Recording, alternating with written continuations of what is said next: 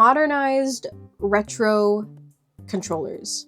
This is something we've all seen before. If you are in the Nintendo space, you have 100% seen these kinds of controllers before. But Toasty, didn't you just make a video about controllers? Yes, but I have more, and I need to talk about these. Now, Nintendo really likes to re-release GameCube style controllers. And don't get me wrong, this is not a bad thing. I am absolutely obsessed with GameCube controllers, as you can see by the ratio of controller types right now. But back in the Wii days, you know, it kind of made sense, right? The Wii U. Back in the Wii days, you know, it kind of made sense. Like, the GameCube was their last console, so of course they'd re-release a GameCube style controller. Now, they didn't straight up re-release the GameCube controller. It was more of, they got PDP, a accessory manufacturer company thing, to make like GameCube looking controllers, but they weren't exactly GameCube. They looked like GameCube controllers, but this whole thing was like an oval rather than like two circles put together. I'll show a picture, but they were called the fight pads, I'm pretty sure. And I feel like then it made sense, right? Last console, might as well put them together since the Wii remote is so weird. Then came the Wii U. Smash Brothers became another huge hit. When is it not? And then we got these. These are the, let me pry this open real quick for you to see. This is the Smash Brothers 4 edition GameCube controller. I've shown these off before.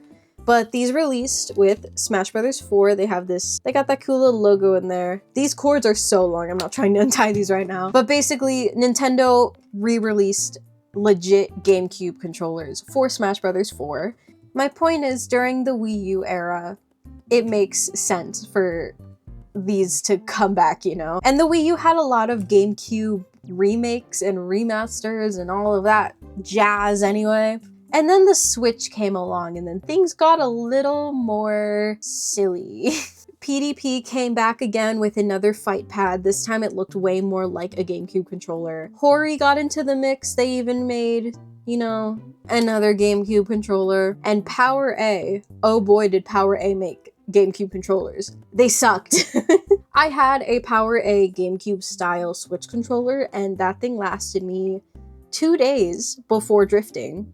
So that's amazing. And then Nintendo, again, with Smash Bros. Ultimate, came out with more GameCube controllers. The Switch just kind of feels like the era where these controllers just really came back. I have a couple, as you have 100% seen already, I have 2 modern day GameCube-ish controllers. And I will get to these interesting controllers in a second because there are many more of these, like the 8BitDo controller. I really like this one. It's basically the SNES controller shoved into a modern shell. I love everything about this controller. The D-pad is just perfect. The buttons, it just, you know, it makes sense. The little home and screenshot buttons are little icons. It works so well. I used to use this controller for everything, but you know, I have so many controllers. I haven't really used this one in a minute, but I am a huge fan of 8BitDo and the type of controllers that they make. Xbox.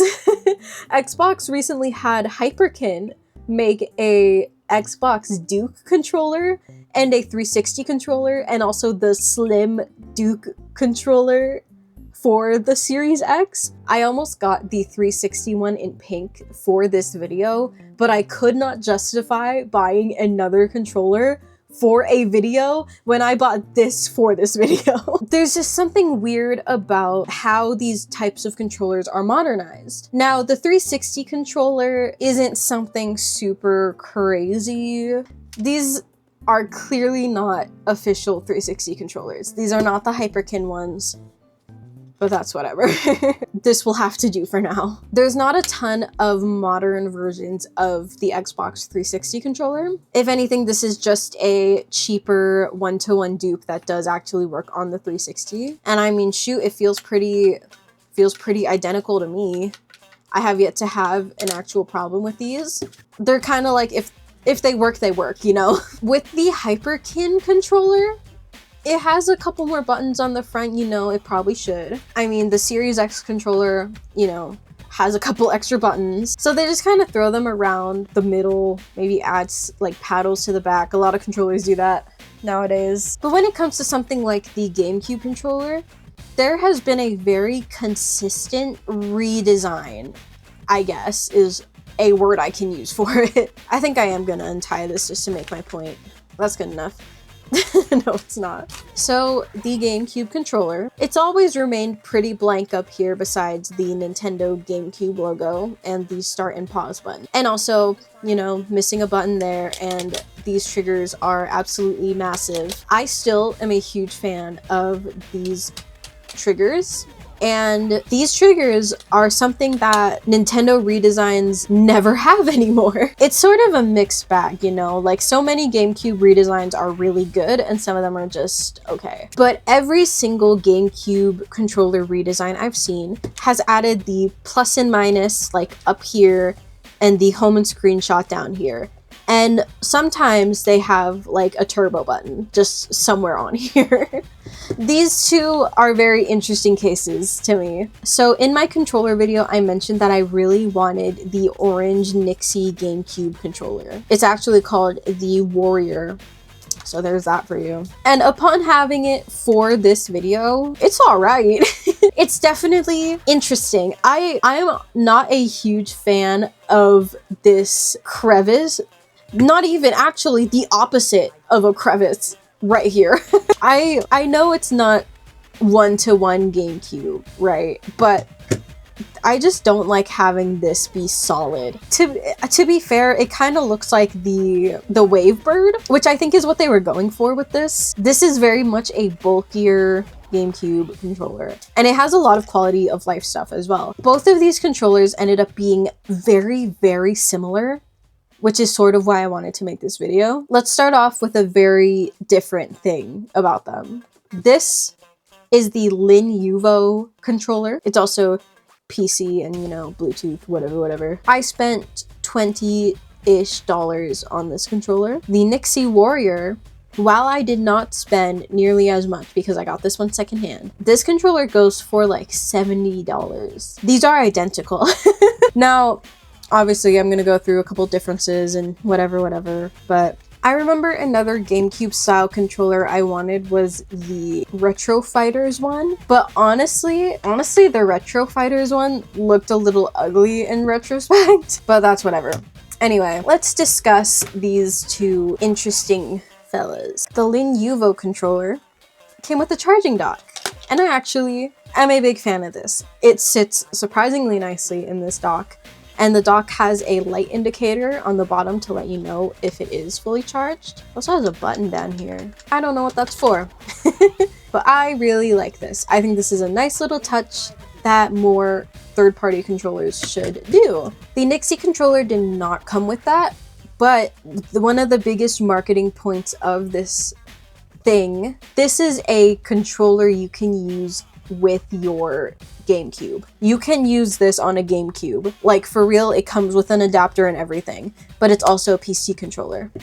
Anyway, both of these controllers have swappable joysticks. They came with alternatives so that you can change if you want the C stick and stuff like that.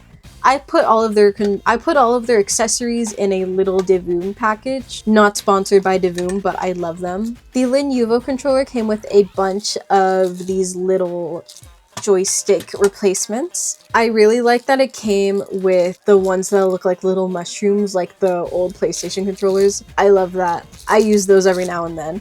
And you can change the little circle. I forgot what it's called. You know what it is. You can change it to be angular, like the actual one.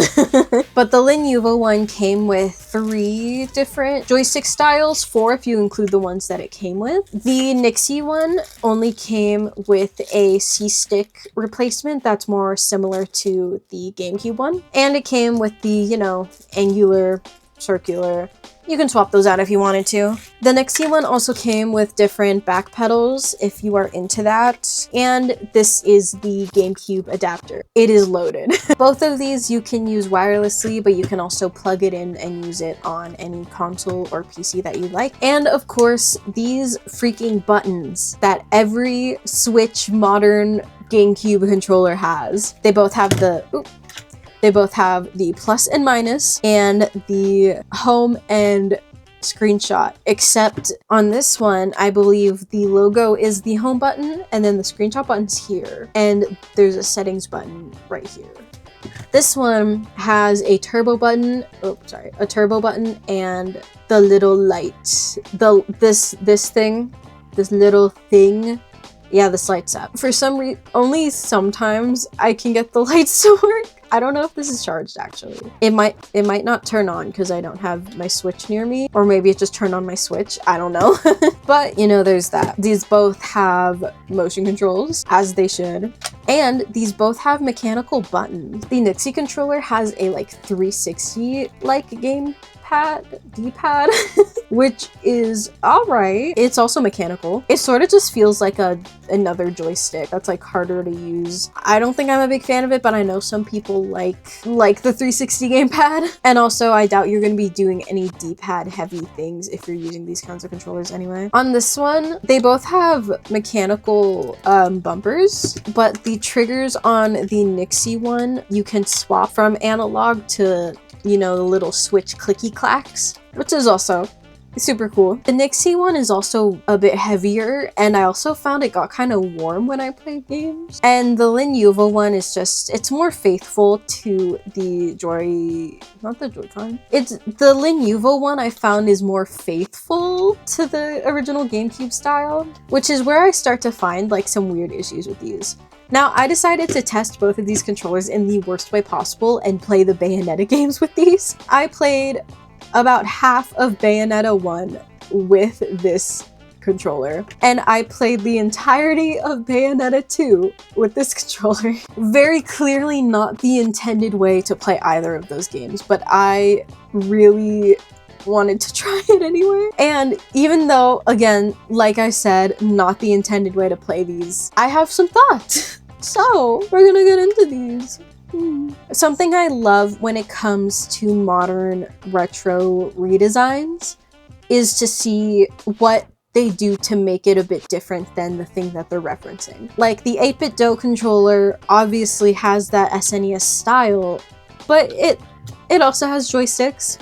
It has all the buttons you need. Analog triggers are always nice, and this one that I have has grips. So it is a very, very comfortable way to play both modern and retro games. And I feel like this is like the best you can get when you think about this type of design. I feel like with the GameCube controller, that's a little bit harder, because the GameCube controller is so weird. It is so weird, it is so unique, and there's so much about it that you need, pretty much. So much of the design makes sense for the types of games that came out on the GameCube. Having A be like perfectly across from the joystick is such a comfortable option. And then having B be like in a very reachable spot, and then X and Y just kind of up there, you know? They're very weird buttons. That's where they should go. They're also slightly lifted, at least just like ever so slight. They are ever so slightly lifted so that when you feel it, you know, right? If you've never held a GameCube controller, this probably sounds weird to you. I feel like the button style, at least when it comes to the upper half of the front of the GameCube controller, is like the perfect user experience just in general. And while having buttons like up, down, left, right to mirror the D-pad is also it's like the standard now. Something about this layout is just wonderful when it comes to both like game design and user experience. Because when you play a GameCube game, you see the big green button, you're like, oh yeah, boom. You see the red button, boom. You see a gray button, you might have to think a little bit, but for the most part, the buttons are shaped in their little bean orientation on the screen. It is just so user-friendly, and that's what I love about the GameCube controller. And even though when you play games nowadays, they're not going to have this layout unless you're playing a GameCube game, the control scheme in most games I've played still works really well. Once you get to the lower half of the controller, it gets a little bit weird though. I still think that having the C-stick be a nub is interesting, but to be fair, this was post N64 controller. Having both joysticks be the same you know, I'm not really in Nintendo's vocabulary yet. And so it does the job, in my opinion. Many games, especially like first-person shooter games, didn't use twin stick controls. But when a game did use twin stick controls, I think it worked pretty well. It's not super comfortable, but it never bothered me. The D-pad is so puny. I don't know what it is about the lower half of the controller just being tiny, but you know, it's all right. It is just, you know, my whole thumb covers it. Like, it's just, it's an interesting decision that I cannot defend. I feel like these two things right here are what people complain about all the time about the GameCube controller. And then you get to the top. I hear nothing but praise for these triggers, despite how freaking weird these look. Very odd, but the click is so damn satisfying. Why has Nintendo not brought back analog triggers? They don't even have to be like this. I just think it's weird that they introduced analog, used it in so many first-party games, and then we're just like, yeah, okay, we're done. Bye-bye. But that is a complaint I've already had. We're not going to talk about it today. And then the Z button. What is this? Why? And I genuinely believe if there was a second one here, it wouldn't even be that bad. I just think it's weird that there's one. But again, GameCube, I feel like was like one of the weird experimental... What am I saying? Nintendo's always experimenting with this shit. There's not a single normal Nintendo controller that isn't like a pro. Let's just be real here. But this is, in my opinion, the most comfortable and user-friendly Nintendo controller that they've ever made. And I 100% believe that's why it is so loved. I 100% believe that's why it's so loved still. It's just, look at it. But enough glazing the GameCube controller. How did people decide to redesign these? We've seen the faithful approach, right? Well, we haven't gotten to the back of that one yet, but we've seen the faithful approach, you know, make it nice, make it a little more comfortable, right? Lin Yuvo decided to make the A button just pop out a little bit more, I guess like pretty much the same amount as the original, but they also lowered the height of X, Y, and B, so that when you're holding the A button, your thumb just kind of goes down when clicking the other ones, which I feel is honestly not a bad change. I don't think it's a bad change at all, especially because they're mechanical, so they have that really satisfying click anyway. They also made the D-pad so much bigger. It is a very comfortable amount. My entire thumb no longer covers the entire D-pad, and it is clicky. As weird as it would be, this is genuinely a good D-pad, and I feel like you could probably get away with playing a older 2D game with this D-pad. I don't know why you would want to do that, but that option is there. This is a pretty good D-pad. And the joysticks are my favorite thing about this controller. They are both the same height, same everything. They have this grip, if my camera can focus on it. They have a grip like on the top of the joystick that just makes it so much better to do that. Very nice. And the bumpers. These are such good bumpers. I love big bumpers. I love it.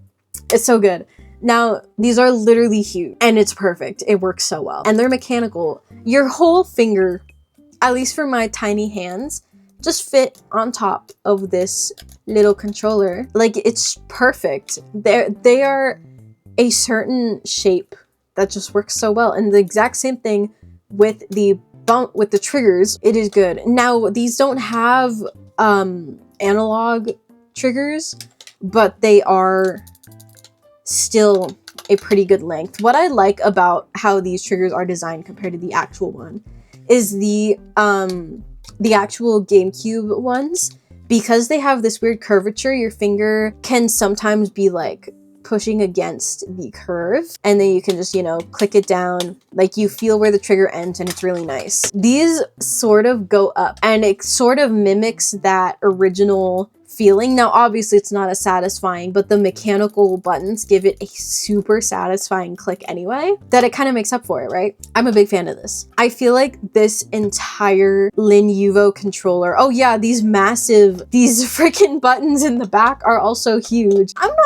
I don't use extra buttons unless I'm playing on PC and I have like a Steam Deck button that's not working or something. I just use those. These fit like also perfectly in your hands, but that means that I click them all the time. I kind of just use these as like a freaking fidget.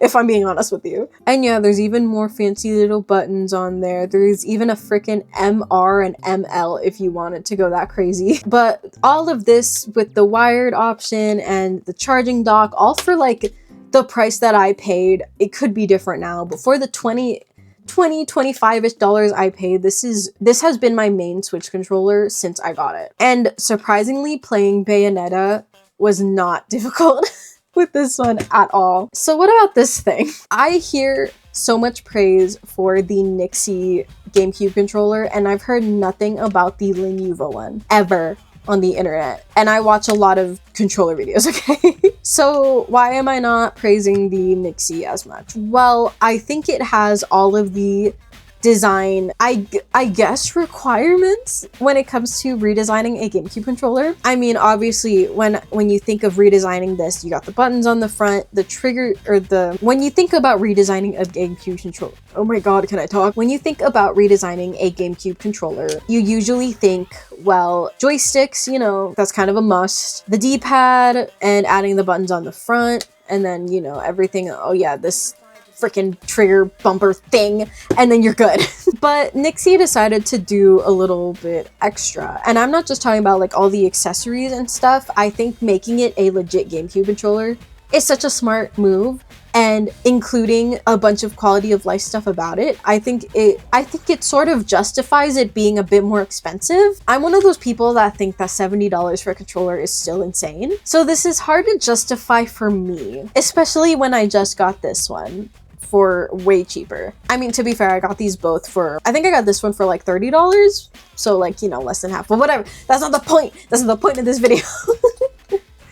They decided to add this little bump that goes up into the A button and basically makes it flat. Like all of this surrounding the A button is just a flat little hill. And I think that's interesting. It makes it so when I'm playing games, usually when I'm playing Smash Brothers, and I found myself doing this in Bayonetta on the occasion, and I feel like just any action game that uses the A button and the X button, or their respective button for whatever console. When you're using the GameCube controller, you can quickly slide your thumb into this little side and click A and X at the same time. Same with A and Y and A and B. Like you can just click both at the same time with no issue. Yes, I know you can do this with other controllers, but you know, it's not as fun when you gotta really claw your way to do it sometimes. It sort of makes it so when you try to do this on the Nixie controller, you're just kind of getting a weird little like slope jabbing into your thumb. And while it's not super noticeable, it's noticeable when you compare, you know what I mean? I'm not a huge fan of how they kind of just reversed this little circle around the A button, but that's just me nitpicking. I'm not an actual reviewer.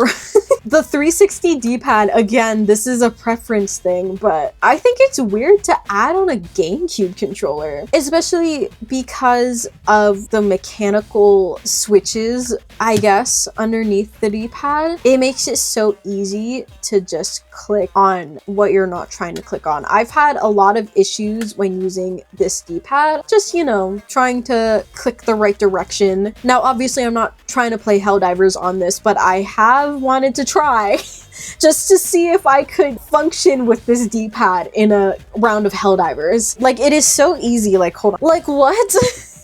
I don't know. I think it's just a preference thing. It's also very, very wide. I don't know if you noticed at all in this video, but this is a long boy.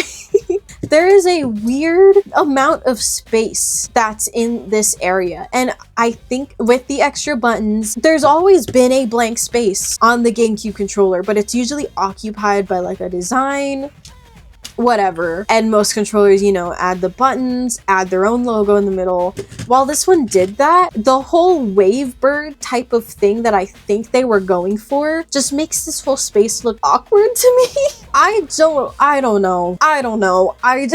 I like just showed you why this is such an awesome controller. Now I'm like ripping it to shreds. I recently did a short little study in my user experience class, which was basically if you really want something and you're looking at the reviews and you see that it's like thousands positive, one negative review or nitpick can completely reverse like any positivity you've seen. And I think it said it takes like 5 positives to outweigh 1 negative or something like that. I don't know, it's been a minute. So sorry if you wanted a Nixie GameCube controller and I'm ripping it to shreds. It's still a good controller. I'm just weirdly picky, I guess. I think it's just the fact that I have something to compare it with. But there's more.